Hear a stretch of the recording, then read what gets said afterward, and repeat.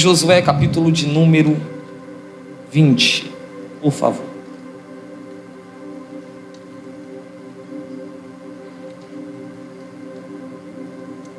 Eu quero ler com vocês até o versículo de número 8. Capítulo 20, versículo 1 ao versículo de número 8.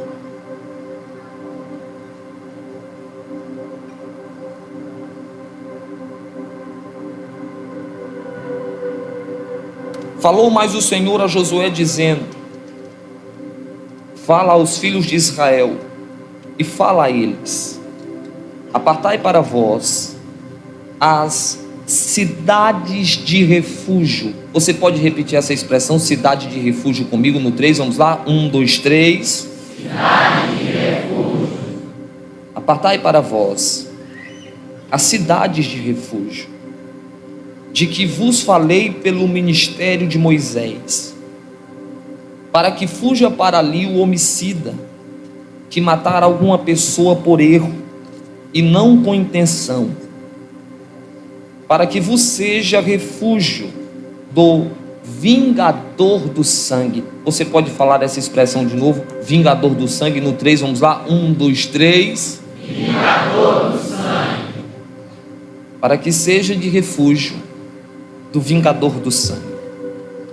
E fugindo para alguma daquelas cidades, pulsear a porta da cidade, e lhe procurar as suas palavras perante aos ouvidos dos anciões da tal cidade. Então tomarão consigo na cidade e lhe darão lugar para que habite com eles.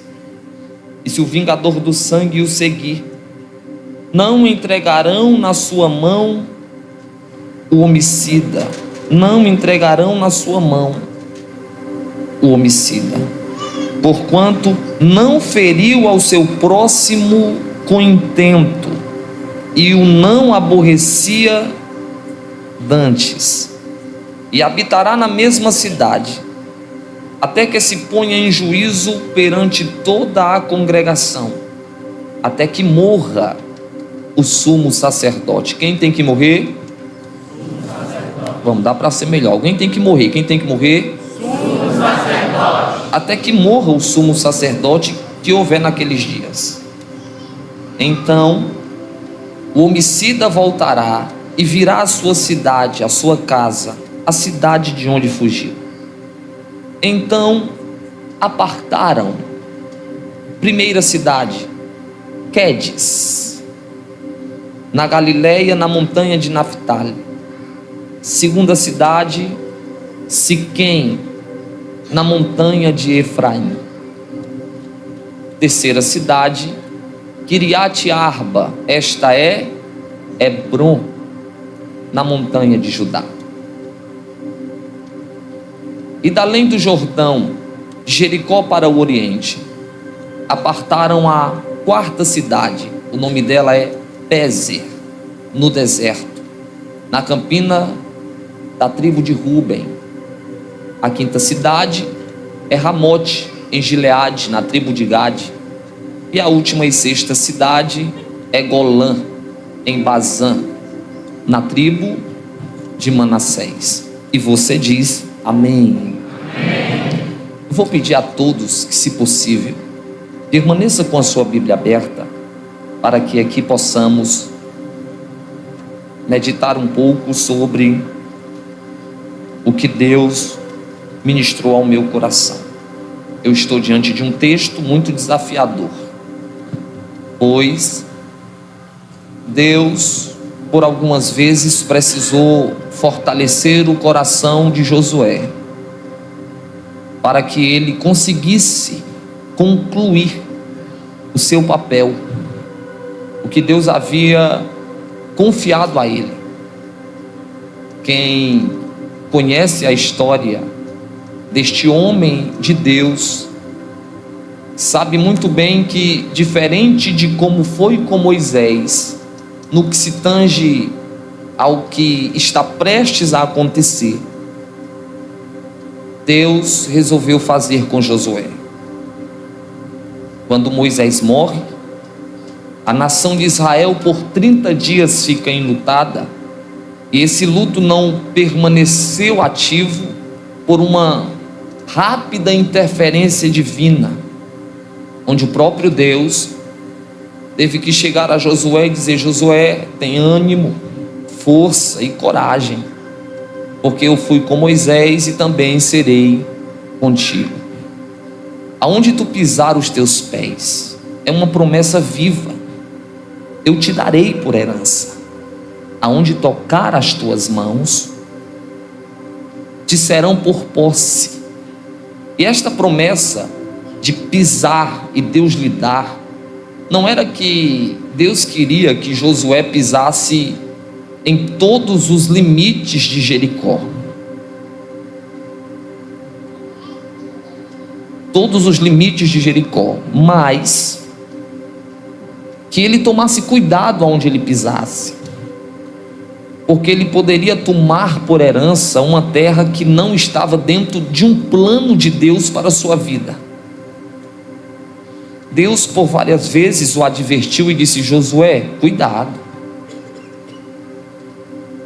cuidado principalmente em guardar o seu coração, pois os desafios que você está prestes a enfrentar, e eu gosto disso aqui, porque diferente de Moisés, Deus deu a Moisés a origem, o Egito e o destino, Canaã, mas não lhe revelou os processos de 40 anos no deserto, pois no primeiro plano, na planta original era 40 dias, mas se transformou em 40 anos. Deus não revelou para ele o que ele atravessaria, o que ele passaria, que 3 dias depois de Deus abrir o mar, o povo reclamaria e murmuraria por falta de água. Deus não falou para Moisés que os amigos se tornariam inimigos, e esses inimigos tentariam lhe roubar a própria vida. Só que quando é com Josué, Deus, sabendo das limitações do coração deste moço, desse jovem, deste guerreiro, Deus vai dizer: olha, Josué, eu vou lhe dar as direções, os posicionamentos. Eu serei contigo como fui com Moisés, mas farei contigo diferente. Eu vou te revelar os desafios que você vai ter que enfrentar. Eu vou te revelar os processos que você terá que atravessar. Eu vou te contar segredos que não contei ao meu servo. Moisés teve que aprender no meio, você aprenderá no início. E Deus, de fato, dá toda uma planta de orientação a Josué, dizendo que antes e depois do Jordão, na Cisjordânia e na Transjordânia, ele enfrentaria adversidades, perigos e grandes tribulações, tanto internas quanto externas. Só que Josué, ele vai sabendo os passos que tem que dar. Deus deu a origem, Deus deu o destino e revelou o processo inteiro. Quando Josué recebe de Deus essas orientações, ele vai conversar com os sacerdotes, com os cabeças de cada tribo, orientando a eles para que fiquem firmes no que Deus havia falado, pois a terra de possessão é uma terra que está fora de sua realidade de vida. Não existe suporte para o que Deus havia prometido. O que eles estavam vivendo naqueles momentos não teria como se equiparar ao que Deus havia falado que lhes daria.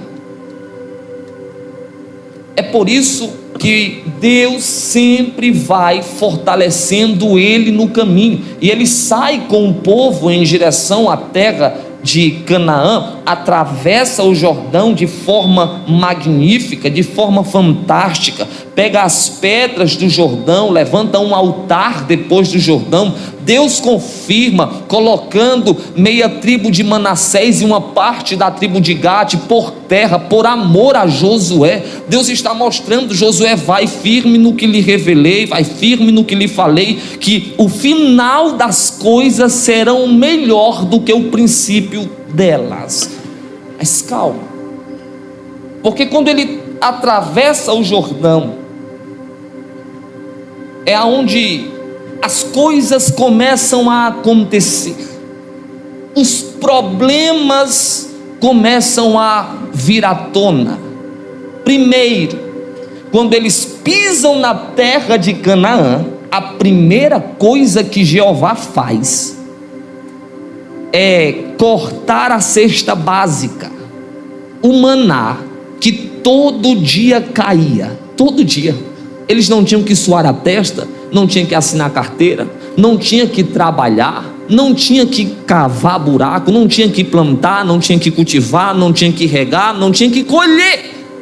Era só dormir, acordar pela manhã e todos os dias, durante 40 anos, todos os dias, a Bíblia diz que não faltou providência.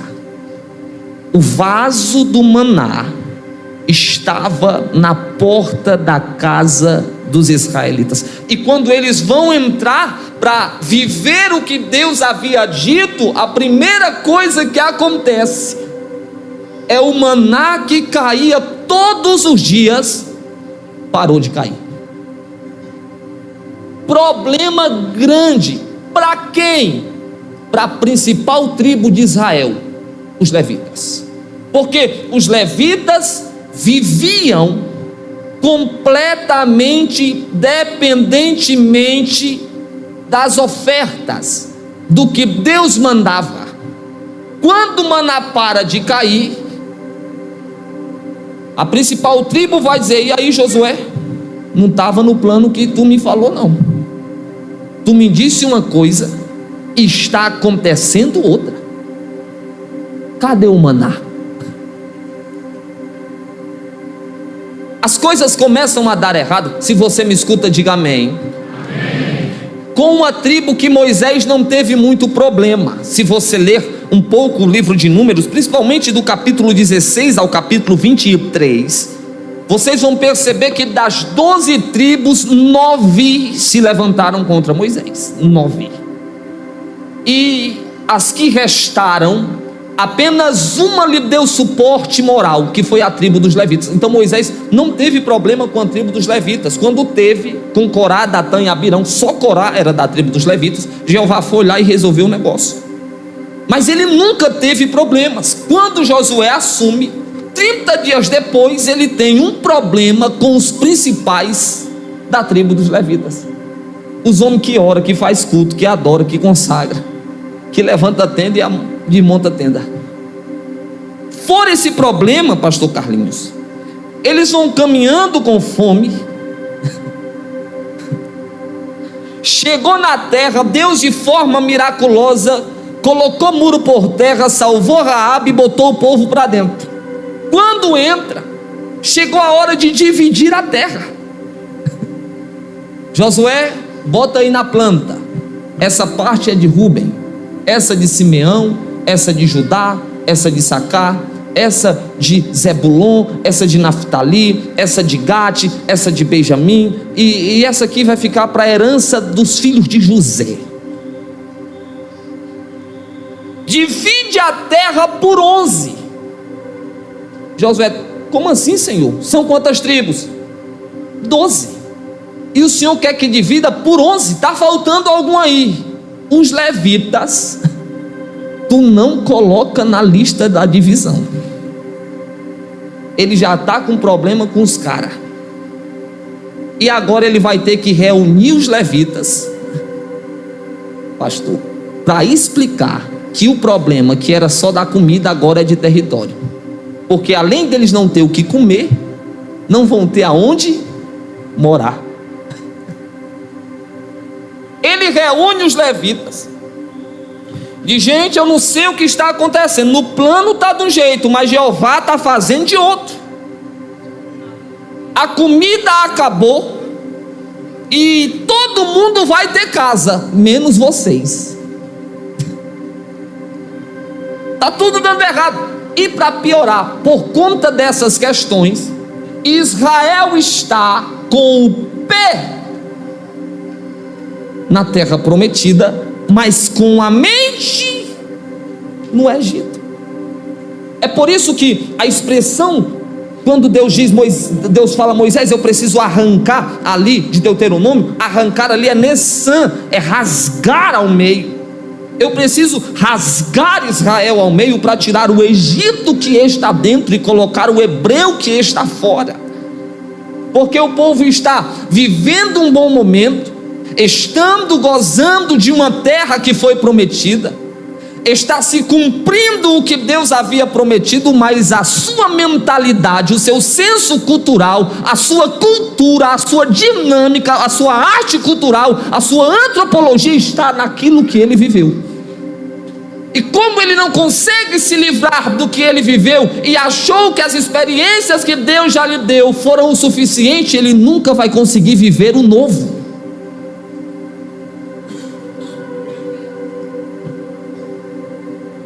Aí Josué foi orar: e aí, Jeová, tu me deu a planta, eu passei para o povo e as coisas estão dando errado. Esse negócio do levita não tem onde morar, e todo mundo vai ter casa para morar, e os que te adoram não vai? Os que faz o culto não vai ter casa para morar? Não está na planta não. É aqui que Jeová vai revelar para Josué que existe propósitos embrulhados em problemas. Aleluia. Mas calma, vocês me empolguem não, calma aí. Como assim, Senhor? Tem quantas tribos? 12. Divide por quanto? Por 11. Tira dos levitas. Vai ter terra para Rúben, Simeão, Judá, Issacar, Zebulon, Dan, Assé, Naftali, Gate.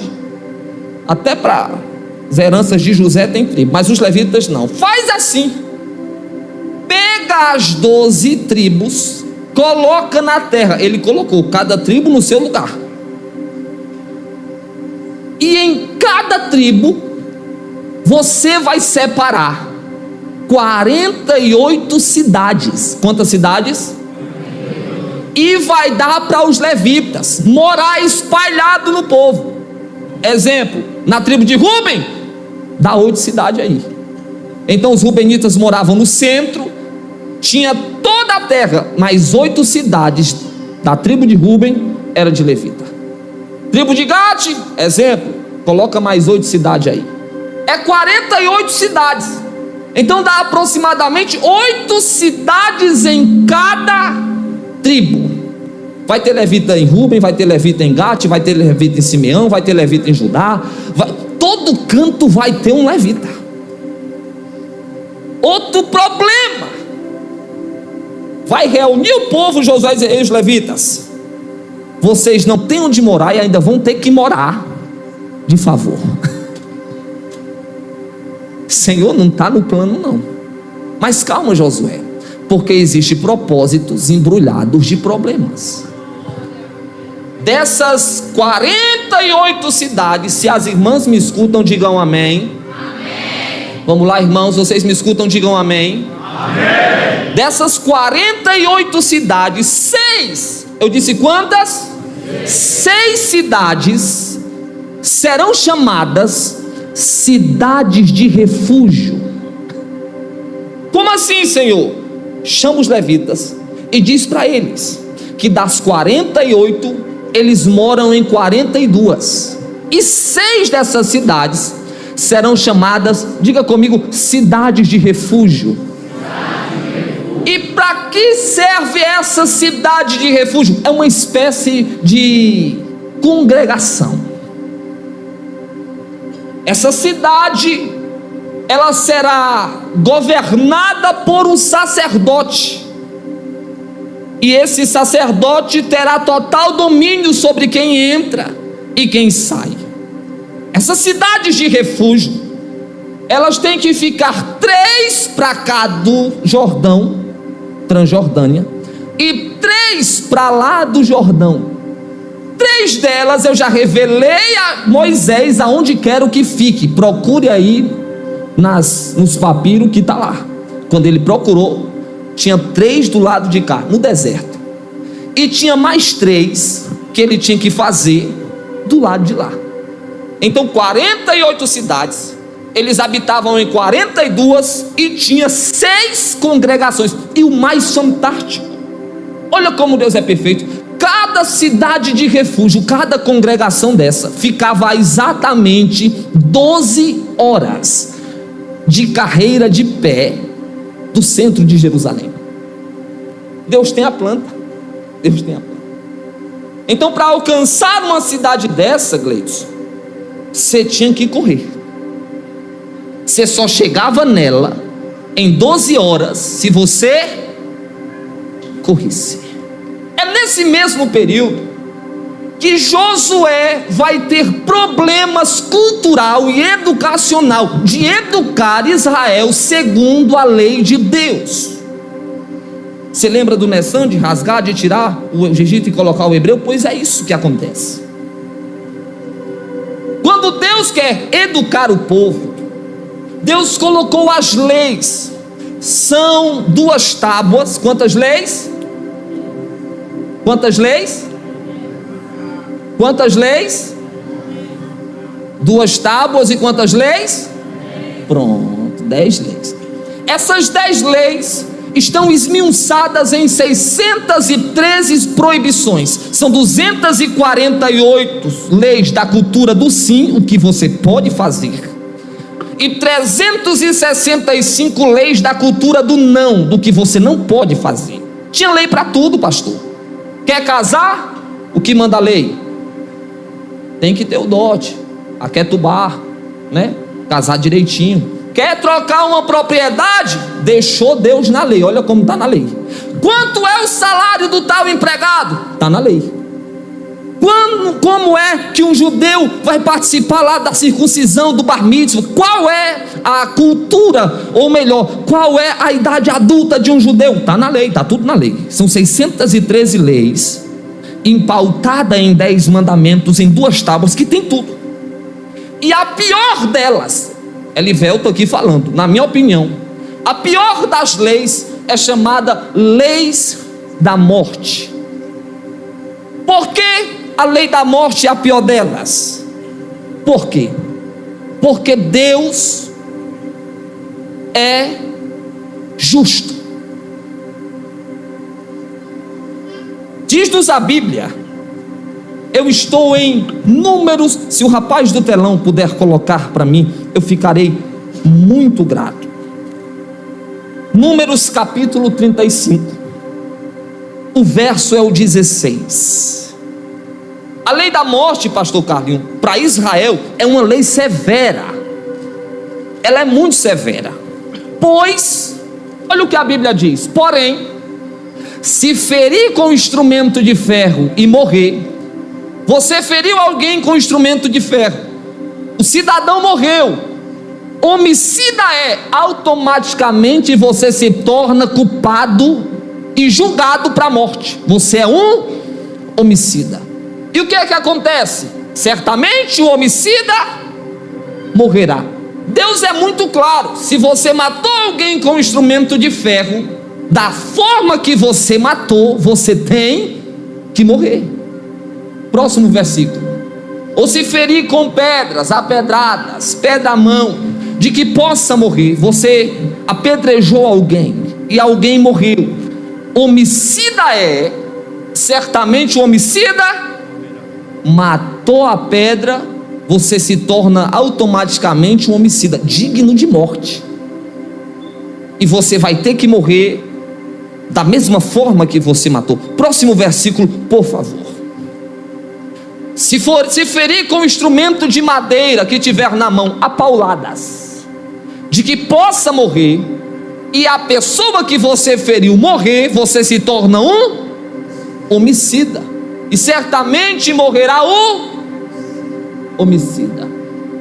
O vingador do sangue matará.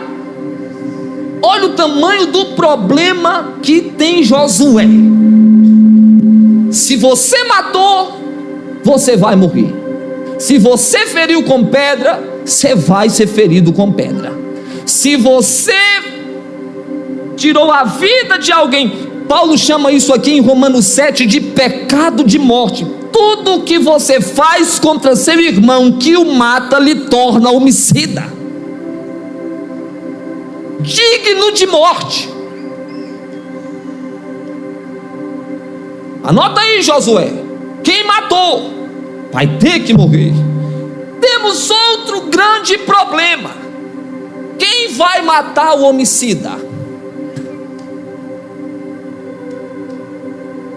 Qual o nome dele?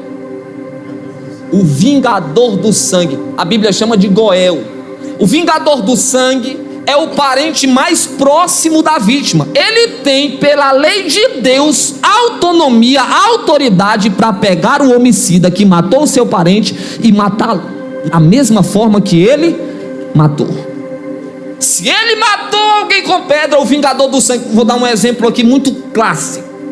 Se alguém me mata, o vingador do sangue, o Goel da minha família, seria meu pai ou meu irmão.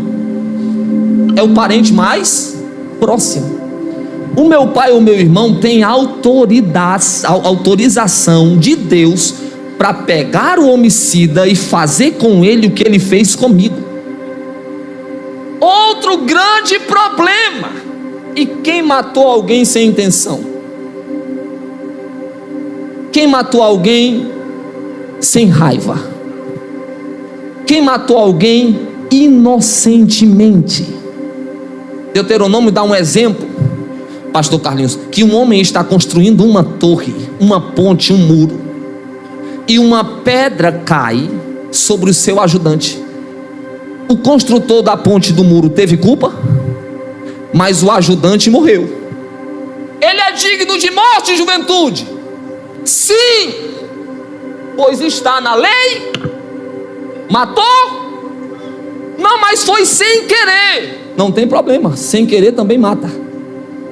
Não, mas não tive intenção de praticar o pecado de morte contra o meu irmão. Não tem problema, sem intenção você também está fadado à lei da morte, a lei de Deus.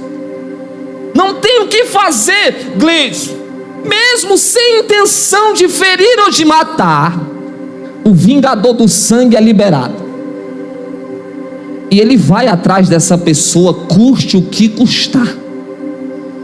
Ele quer arrancar a vida dela. Calma, calma, calma. Pois Josué vai orar, e o Senhor vai: Josué, para os que pecaram pecado de morte sem intenção,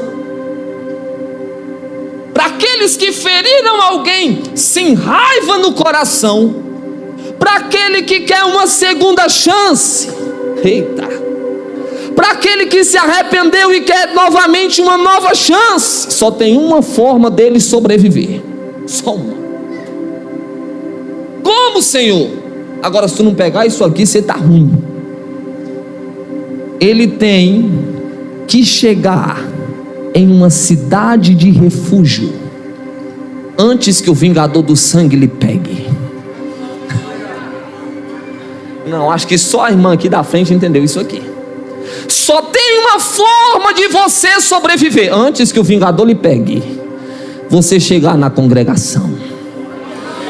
Ah, não, eu sei que você pode ser melhor do que isso, porque todos nós cometemos pecados de morte, dignos de morte éramos, e nós chegamos aqui vivos, não é porque a gente é bom, irmãos, é porque quando o vingador veio para nos matar, a gente conseguiu chegar a tempo. A gente conseguiu chegar a tempo. Não, você não está nesse culto. Você não está nele. Eu estou lhe dizendo que houve um livramento, uma ordem de livramento da parte do Todo-Poderoso, porque era para tu estar morto hoje, era para tu estar morta hoje, era nos teus planos. Talvez você nem na conferência estivesse, mas graças a Deus que quando o vingador do sangue ia ceifar a alma, Jeová abriu a porta da congregação da Messejana. Aleluia. Você pode falar para alguém que está do seu lado: diga, eu cheguei a tempo. Diga, você chegou a tempo. E se a gente chegou a tempo, é sinal que o sacerdote está na casa. Será que você pode glorificar aquele que merece? Será que você pode adorar aquele que merece? Mas calma, que a grande questão é: quanto tempo você tem?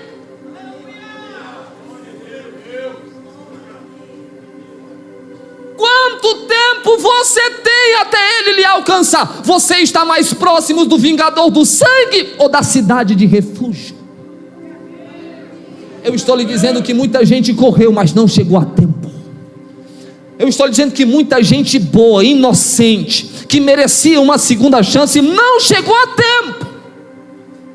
E você que nem chance merecia, chegou. Isso não é motivo para a alegria da alma, porque o passarinheiro, o pastor Carlinhos, armou o laço, ele preparou tudo. Eu sei que o que antecede essa conferência, Javan, não foi fácil.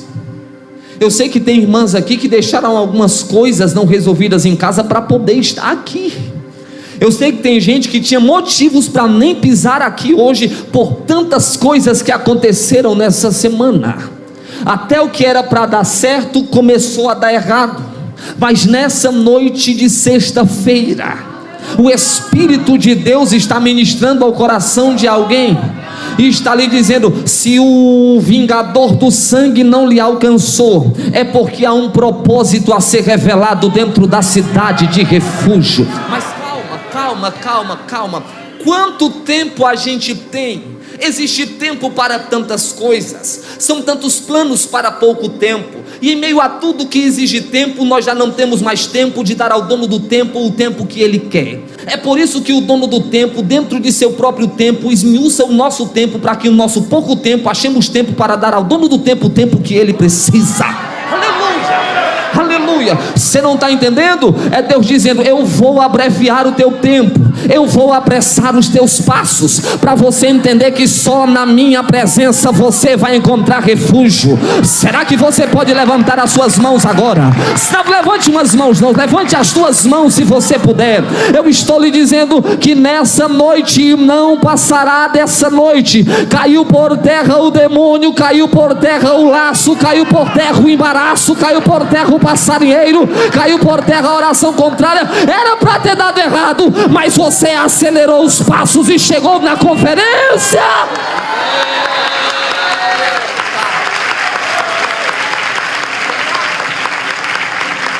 Mas olhe para cá, por favor. Tem outra ordem, Josué. O vingador do sangue vai chegar na porta da cidade. Diga assim: eu cheguei a tempo. Diga: sou culpado, mas entrei. Diga: não sou inocente, mas entrei. O vingador do sangue, quando chegar na porta da cidade, só uma coisa, ele proíbe ele de entrar. Só uma. Quem é que é o dono da cidade? Quem é que governa a cidade? Enquanto o sacerdote da cidade estiver vivo, ele não pode entrar. Se ele morreu, o vingador pode entrar e matar. Mas quando ele entrar na porta da cidade, a primeira pergunta que ele tem que fazer: e aí? O sacerdote da congregação aí, está vivo ou está morto? Se disser está vivo, ele volta.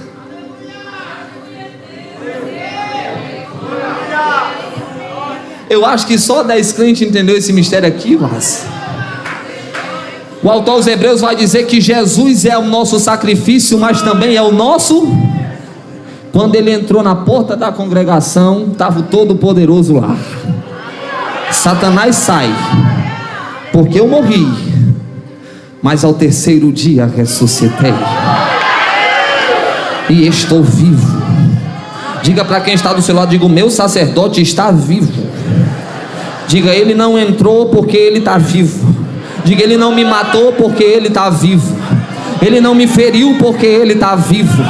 Ele não me atingiu porque ele está vivo. Ele não me alcançou porque ele está vivo.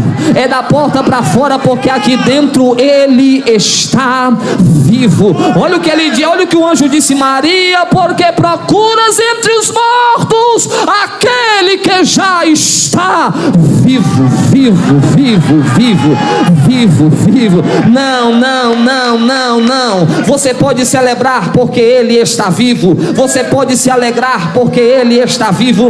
Eu estou lhe dizendo que a nossa proteção, há um muro de fogo ao nosso redor. Eu sou pentecostal e não disfarço isso. Há um muro de fogo ao nosso redor, mas o que nos mantém protegido é Satanás olhar e ver que ele está vivo, vivo, vivo, vivo, vivo, vivo, vivo. Eu posso dizer que o meu Deus e o teu Deus está vivo.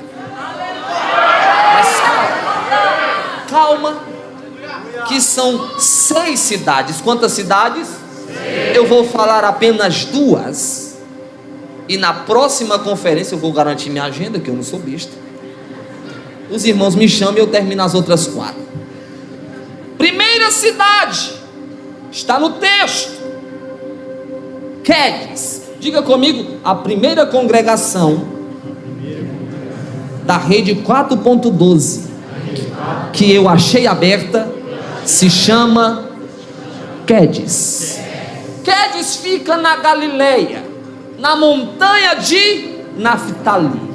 Para subir essa cidade, para você escapar do vingador do sangue e entrar nessa cidade, você vai ter que subir uma montanha.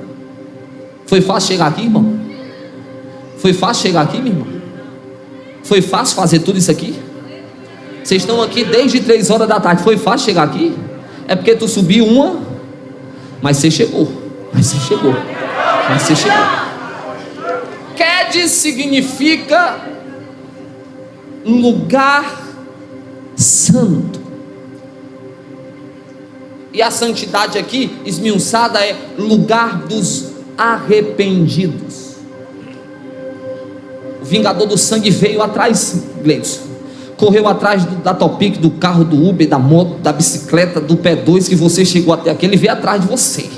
Mas a primeira porta que você achou aberta foi Quedes, cidade ou lugar dos arrependidos. Por quê? Porque sem arrependimento não tem como escapar do vingador do sangue. O sacerdote da cidade, ele tem que olhar para você e ver frutos de verdadeiro arrependimento. Elivelto, e o que é o arrependimento? É eu deixar de fazer o mal que eu fazia? Não. É por isso que eu hoje precisei ouvir o Gleison, para Deus abrir aqui a minha mente sobre esse texto. 2 Coríntios capítulo 7. Elivelto, para mim entrar e se livrar da morte, eu preciso me arrepender. E o arrependimento é eu deixar de praticar o mal que eu praticava? Não, isso é o resultado, a completude, a plenitude do arrependimento. Só deixa de fazer o mal que fazia quem verdadeiramente se arrependeu. E o que é o arrependimento? 2 Coríntios capítulo de número 7. Por favor, coloca o versículo de número 8. Porquanto, a expressão contristados aqui é tristeza, tá? Tristeza.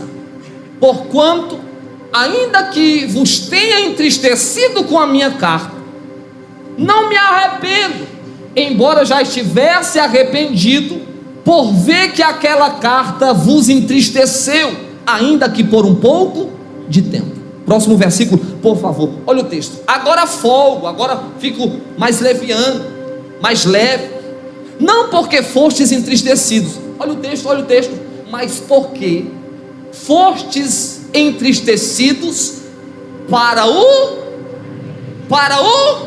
Então, o arrependimento é uma tristeza, segundo Deus. É Deus deixar você triste. Mas olha o texto: pois fostes entristecidos segundo... Quem foi que entristeceu você? Quem? Isso aqui não é paradoxal demais? Entender? Deus me deixou triste. E Deus me deixou triste por quê? De maneira que por nós não padecestes dano em coisa alguma. Verso de número 10. Porque a tristeza, segundo Deus, opera para o arrependimento, que opera para a salvação, da qual ninguém se arrepende, mas a tristeza do mundo opera para a... Deus lhe deixou triste, porque só lhe deixando triste você se arrependeria. E essa tristeza não é para a morte, é para a salvação. É Deus dizendo, Gleice, quanto mais triste, mais salvo. Por quê? Porque sentir o que Deus sente quando pecamos é entender que Deus sempre vai enxertar uma tristeza no nosso coração, porque você precisa sentir o que Deus sente quando você peca. Só quem aqui pecou um dia e se sentiu triste na hora, deu vontade de chorar? Levante a mão. Só eu, irmão, você não deixou sozinho aqui? Você não quis pecar, mas pecou. O primeiro sentimento que veio ao seu coração foi o quê? Isso aí é Deus colocando em você o que Ele sente quando você peca. Só que essa tristeza não é para depressão e para ansiedade. Essa tristeza é para a sua salvação. É Deus dizendo, eu te deixei triste, mas tu está na conferência. Eu te deixei, é melhor você triste cheio do que alegre vazio. É melhor você triste salvo do que alegre perdido. É melhor você chorando. Eu estou lhe dizendo que vai valer. Eu sinto uma graça de Deus sobre esse altar agora. Vai valer a pena cada lágrima derramada. Vai valer a pena cada renúncia realçada. Deus sabe o que você passa para honrar o nome dEle. Deus sabe as coisas que você passa para poder honrar o nome dEle. Eu estou lhe dizendo que você não precisa mudar de escola, que você não precisa mudar de faculdade, que você não precisa mudar de trabalho. Vai valer a pena cada coisa que você fizer pelo reino daquele que merece toda honra e toda glória. Você pode, por favor, bater na mão de um jovem e dizer para ele, fica tranquilo que vai valer a pena. Diga, doeu, mas agora tu está mais cheio. Diga, diga ele, sofri, mas valeu a pena. Renunciei, mas valeu a pena. Quebrei as alianças necessárias, mas valeu a pena. Quebrei os ciclos necessários, mas valeu a pena. Eu estou lhe dizendo que quem tem o coração puro e o coração inabalável não se contamina com as coisas dessa terra, mas faz a sua aliança com aquele que merece.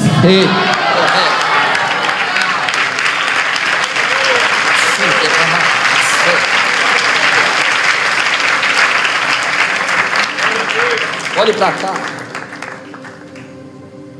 Próxima cidade, Siquém. Como é o nome da segunda congregação da conferência Rede 4.12? Siquém significa ombro. Ombro. Ombro. Vem cá, varão. Aproveitar que tu tá chique, bonito. Ombro. Esta cidade só entrava nela quem não conseguia chegar só. Ele precisava de um ombro. Eu não tenho a culpa dele, mas eu vou dar o meu. Eu não pequei pecado de morte, foi ele, mas eu vou dar o meu. Eu não consigo chegar só, mas eu vou emprestar o meu. Não, você não está nesse culto, irmão. Você não é possível, não é possível. Não é possível, não é possível. A cidade do ombro. E fica aqui, varão. Por que a cidade do ombro? Porque esta cidade, Deus está potencializando a Josué o que fez com Moisés. Porque Moisés estava cansado. E a Bíblia diz que o local do cansaço de Moisés eram os seus ombros. Ele está com os ombros cansados. Levanta a mão aí, varão. Porque Moisés está pelejando. Enquanto a mão está levantada, Josué está lá na peleja. Enquanto a mão está levantada, o povo está. Na marcha. Só que Moisés cansou os céus. Cansou-se quem? Cansou-se quem? Cansou-se quem? Quando Moisés está prestes a desistir, tem um povo lutando embaixo. E Moisés não baixa a mão não, pelo amor de Deus, que o povo perece.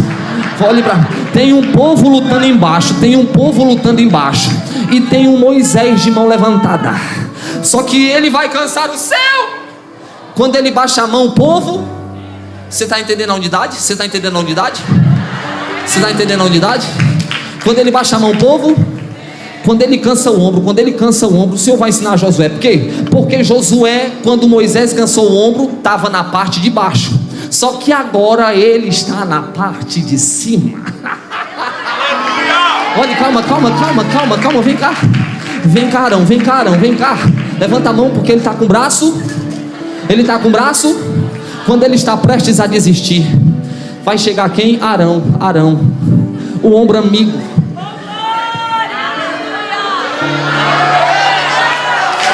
Calma, que ele não tem uma mão. Ele tem quantas mãos?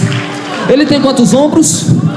Quando viu que Arão é cabra da peste e que não vai deixar ele sozinho, calma. Você está cansado, mas não está sozinho. Calma. Você está triste, mas não está sozinho. Fale isso para quem está ao seu lado. Diga: você não está só, eu estou contigo. Diga: eu vou orar contigo, eu vou pelejar contigo, eu vou guerrear contigo. Diga: nós juntos somos melhores. Será que você pode agora levantar a mão e fazer aquele barulho que o diabo não gosta que você... Meu Deus, eu estou lhe dizendo que o ombro amigo do mundo pode lhe faltar, mas você chegou em uma cidade de refúgio. Que não vai lhe faltar aqui é ombro.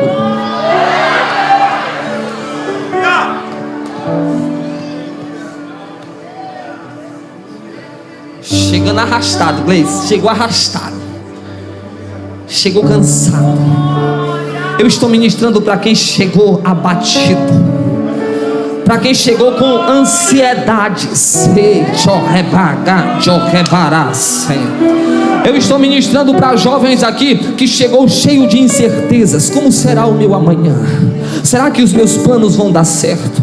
Você chegou tão baqueado, que você chegou aqui se arrastando, com um espírito triste, com um coração quebrantado. Mas eu tenho uma boa notícia para lhe dizer: você está sozinho. Você pode ter chegado cansado, mas você não está sozinho. Você tem um ombro amigo. Você pode olhar para esse jovem do seu lado, dê um sorriso chique para ele, sorriso de crente pentecostal. Diga assim: se precisar, eis aqui meu ombro. Olhe para cá. Deixa eu encerrar agora. Deixa eu falar aqui. A terceira cidade se chama Kiriat Arba. Esta é Hebron. É aqui que o pau quebra e a canoa vira. Porque a cidade de Hebron é a única cidade que o vingador do sangue de longe conhecia que tinha uma cidade lá. De longe, é a única. Todas as outras, se ele tinha que chegar na porta da cidade aí, tá vivo ou tá morto? Tá vivo, pois vai-se embora. Essa é a única que de longe ele sabia que tinha um sacerdote e que ele estava vivo. É a única. Esta é Hebron, Kiriat Arba. Elivelto, quem é Hebron? Hebron, filho de Coate. Quem é Coate? Irmão de Merari e Jesse. Quem é Coate, Merari e Jesse? Filho de Levi. Não é isso? Então Hebron é neto de Levi.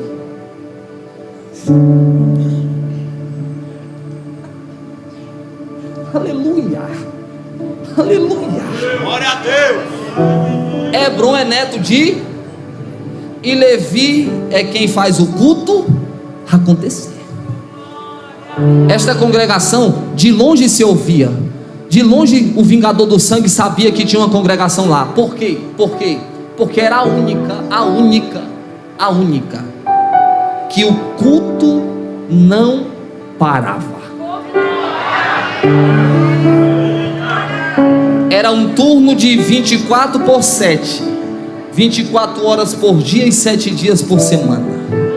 Segunda-feira culto, terça-feira culto, quarta-feira culto, quinta-feira culto, sexta-feira culto, sábado culto, culto das 15 horas, culto das 18 horas, sessão 1, sessão 2, sessão 3. Parava para lanchar, mas era lanchando e adorando.